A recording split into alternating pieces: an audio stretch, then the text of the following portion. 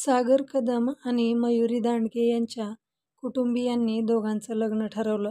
सुपारी फोडण्याचा कार्यक्रम पार पडला. लग्नाची तारीखही ठरली आणि त्यानंतर भावी वरवधूंनी प्री वेडिंग फोटोशूटही केलं. फोटोशूट अगदी जोरदार झालं. यावेळी दोघांच्याही चेहऱ्यावर हसू होतं. लवकरच लग्न होणार असल्याने सागर कदम आनंदी होता. मात्र मयुरीच्या मनात काही वेगळंच होतं. होणारा नवरा पसंत नसल्याने भयानक कट रचला होता. नवरा मुलगा पसंत नसल्याची रुखरुख मयुरीच्या मनात होती आणि तिने भयानक कट रचला. लग्नाच्या आधी सागरला ठार मारण्याचे तिला ठरवलं.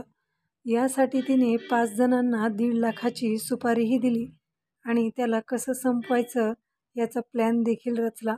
मयुरी गोड बोलून सागरकडे चित्रपट पाहण्याचा आग्रह धरला.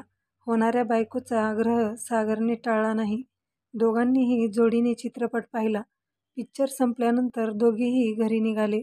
मयुरीला मामाच्या घरी सोडून सागर आपल्या घराकडे निघाला होता. यावेळी पोलीस स्टेशनच्या हद्दीतील खामगाव फाट्यावर 4चाकी कारमधून आलेल्या चौघांनी सागरला अडवलं आणि त्याला लाकडी दांडक्याने मारहाण करण्यास सुरुवात केली.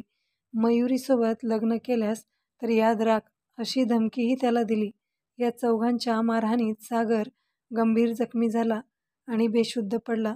त्यानंतर मारेकऱ्यांनी त्याला सोडलं आणि पळ काढला. गंभीर जखमी झालेल्या सागरवर रुग्णालयात उपचार सुरू होते.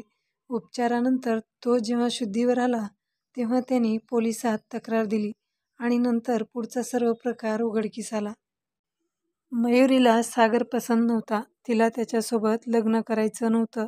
म्हणून तिने सागरला ठार मारण्यासाठी आदित्य दांगडे, शिवाजी जरे, इंद्रभान कोळपे आणि सूरज जाधव या चौघांना 1.5 लाख रुपयांची सुपारी दिली होती. यवत पोलिसांनी या प्रकरणी गुन्हा दाखल करून 5 आरोपींना अटक केली आहे.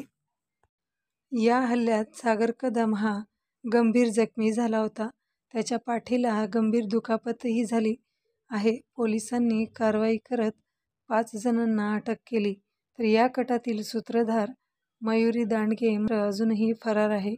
या घटनेमागे अजूनही काही कारण आहे का याचा तपास पोलीस घेत आहेत.